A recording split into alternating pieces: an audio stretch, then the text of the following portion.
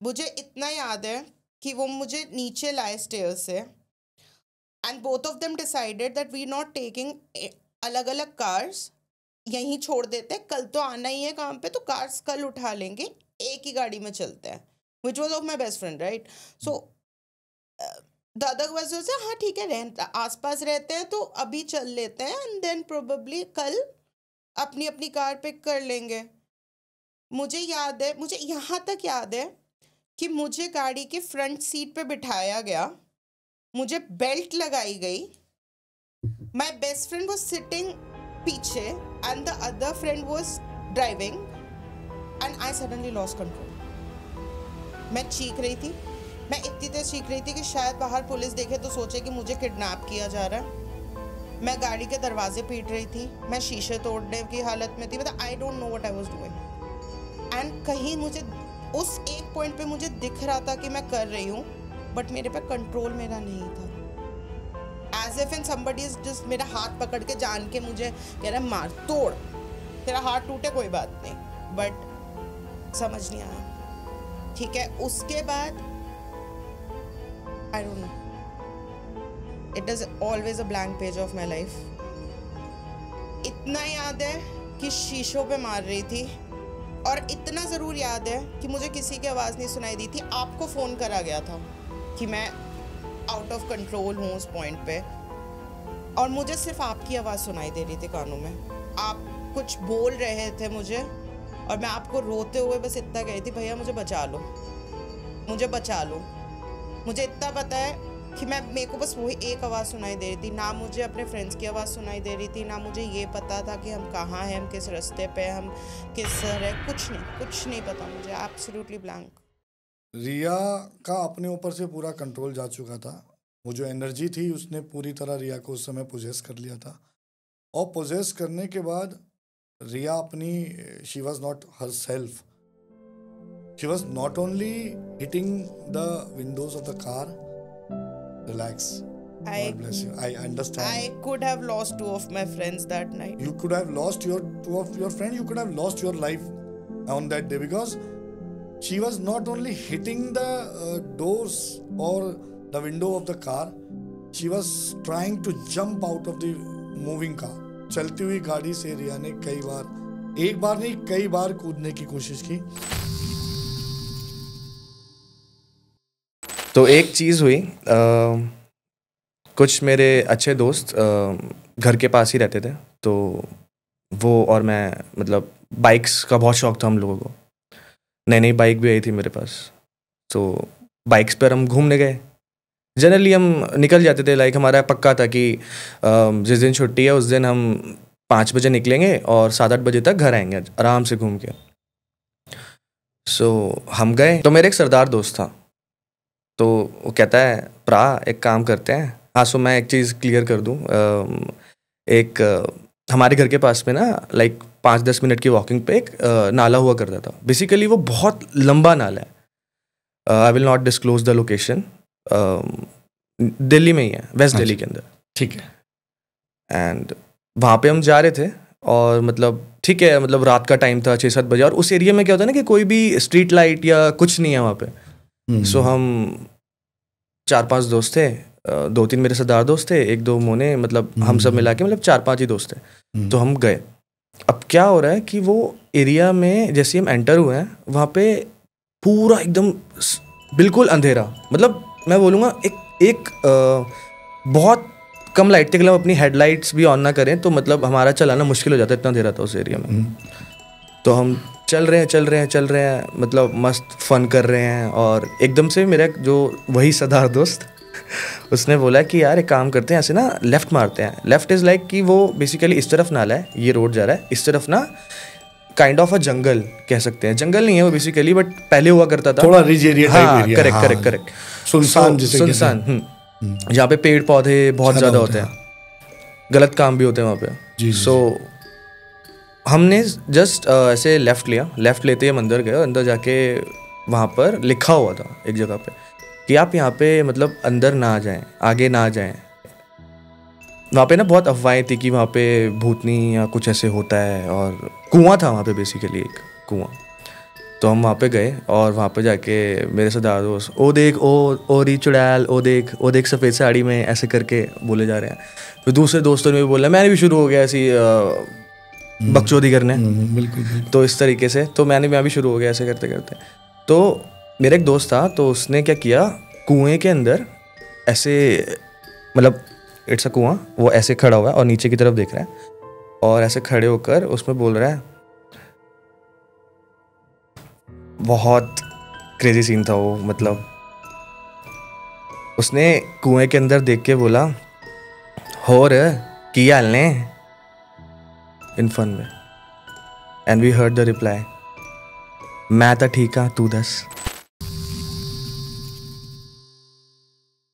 महिमा आप बताओ, वो इंसिडेंट जो आपकी लाइफ में कभी ना भूलने वाला एक इंसिडेंट है, जिसने एक्चुअली में आपको अंदर तक हिला दिया था। मुझे आज भी याद है कि वो बहुत खतरनाक इंसिडेंट था। बहुत ही, आई वुड से, मतलब अभी भी I still have goosebumps while telling this story और sharing this, one of my toughest experience of the life changing, I could say that. So from where it has actually started, बहुत exact आप बताओ, कहाँ से शुरू हुआ, कब आपको पहली बार महसूस हुआ और क्या था वो? एक्चुअली हम लोग एक स्पिरिचुअल प्लेस पे गए थे स्टे करने के लिए। तो किसी का घर था, तो समवन टोल्ड मी कि हमारा घर अभी खाली है, तो you guys can stay there. और वो काफी टाइम से बंद भी था शायद? वो नया बना था। अच्छा। और वो काफ़ी टाइम से बंद भी था। बस वहाँ पे इट वाज ओपनिंग की, कोई क्लेनलीनेस के लिए उनकी हेल्प आती थी, बस उसके लिए दिन में एक बार खुलता था। तो me, my husband and one of two और माय फ्रेंड्स वर देयर। तो हम लोग वहाँ पे स्टे करने के लिए गए। First night when we went there, हमें लगा घर वाज वेरी ब्यूटीफुल, बट इससे मतलब the moment we entered at that place, there was some sort of negativity we could actually feel. Absolutely. That was the first time we could actually feel something. And I'm a girl, sometimes girls ज़्यादा डरती होती हैं कुछ चीज़ों से, नई जगहों पे जाके। But my husband is very strong. उनको नहीं लगता था डर। But उनको भी वहाँ पे बहुत अजीब सा लगा। If someone is around us, I was in the washroom and I could actually feel कि कोई मेरे पीछे है। और मेरे फ्रेंड्स को लगा कोई उनके आगे से निकला है। Okay. तो और सब लोग एक दूसरे को बता नहीं रहे थे ये सोच के कि यार ये तो बाकी मजाक उड़ाएंगे, वहम है, कि लेट्स इग्नोर इट। हम लोग जैसे वहाँ पे रुके तो हम लोग वहाँ पे भी took bath over there, we slept over there. तो ऐसा एक रात को रुके हम लोग, हमें नेगेटिव फील हुआ। तो हम जैसे ही दिन में बाहर आए तो मेरे हस्बैंड ने मुझे बोला कि यार मुझे ना बहुत हेवीनेस फील हुई, मुझे ना बहुत नेगेटिव फील हुआ। As soon as he said, then I shared my experience कि मुझे लगा कोई पीछे था और वॉशरूम में सबसे ज़्यादा नेगेटिविटी फील हुई हमको। ठीक है, उसके बाद हमें एक नाइट हमने और स्टे किया वहाँ पे, क्योंकि हमारा सामान वहाँ पे था एंड हमें कुछ काम था। तो उसके बाद भी एक नाइट हम लोग और रुके। ठीक है, फिर सुबह उठे तो मेरे फ्रेंड्स कुछ काम से पहले अर्ली मॉर्निंग निकल गए। जब तक हम सो के उठे तो सिर्फ हम दोनों थे उस घर में। अराउंड 10 बजे जैसे ही हम उठे तो मैंने बोला लेट्स कि नहा लेते हैं। माय हस्बैंड सेड नहाना भी नहीं है, ऐसे कैसे सामान उठा और भाग यहाँ से, हम अभी जाएंगे यहाँ से। मैंने बोला क्या हो गया भाई, अब नहा ही लेते हैं, ऐसा क्या हो गया? नहीं मुझे अच्छा नहीं लग रहा, अभी जाएंगे। तो we immediately left that place. बस रात को मेरे हस्बैंड को कुछ अपने फ्रेंड के साथ सामान लेने जाना पड़ा, क्योंकि हम उस टाइम छोड़ के ही निकल गए थे। अच्छा। I was not there. इन्होंने बहुत देर लगाई, मतलब बहुत देर बाद आए अपने फ्रेंड के साथ। आते ही सेड वहाँ पे कुछ एक्सट्रीमली नेगेटिव है, ही एक्सेप्टेड। कहते जब मैं वहाँ पे लॉबी की सीढ़ियाँ चढ़ रहा था, आई कुड एक्चुअली फील कि समवन वॉज फॉलोइंग मी। और जो एक्चुअली सर का calculations, I really appreciate, my entire family is fan of his calculations basically. कि जो भी कैलकुलेशन सर बोलते हैं, मतलब ये डेट्स है ना, तो उन डेट्स के अंदर अंदर ही वो चीज़ें होती ही होती हैं। दिस इज आर, मतलब बहुत अप्रूव्ड बोलूँ, ऐसा एक्सपीरियंस है हमारा। तो अब मैं अंशु से रिक्वेस्ट करूंगा कि वो आप अपनी हिसाब बीती स्टोरी को हमारे दर्शकों तक पहुंचाइए। Over to you. बिल्कुल। सो आज से 7 साल या 8 साल पहले की बात है जी, 2017 की। 2017 जनवरी में मेरे फादर को नॉर्मल खांसी हुई। ठीक है। कोल्ड कफ, विंटर्स का टाइम था, हमें भी बहुत नॉर्मल लगा। वो खांसी बढ़ते बढ़ते बढ़ते बढ़ते बीच में शांत हो जाती थी, मेडिसिन लेते थे, ठीक हो जाते थे।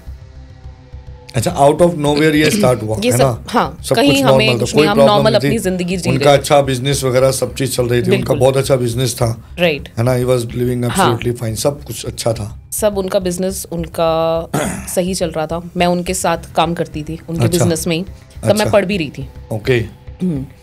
तो उस टाइम पर ये खांसी 1 महीना ठीक हो गई, फिर 2 महीना फिर स्टार्ट हो गई, ऐसे चलते चलते जून आ गया।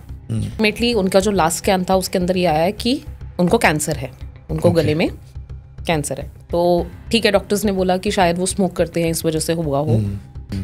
अक्टूबर तक आते आते उनकी हेल्थ बिल्कुल ज़ीरो हो गई। थेरेपीज के बाद भी उनके अंदर कोई इम्प्रूवमेंट नहीं थी, बॉडी और वीक होती चली गई। और जबकि वो स्टेज 2 और 3 के बीच का कैंसर था, जो कि क्योरेबल हो, जो कि क्योरेबल है, आई बिलीव।